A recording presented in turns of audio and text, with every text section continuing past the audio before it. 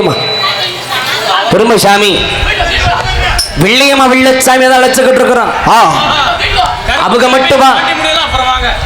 பாண்டுமுனி அவருக்கு முன்னோடியா இருக்கக்கூடிய சமய கருப்பா சாமியை உன்னை அப்புறம் அழைப்போம். நீ அப்பா வா சாமி. ஆமா சாமி. நான் வந்து பிள்ளைய ரம்பிட்டு பிடிச்சிரு பிள்ளைய பொம்பளை பிள்ளைய ஒண்ணு கொண்டு நம்ம இடிச்சு விட கூடாது. இல்ல அப்படி மத்தாது ஏமா நிக்கிற இடையில அங்க நிக்கிறேன். உட்காருமா, கீழே உட்காருங்கம்மா.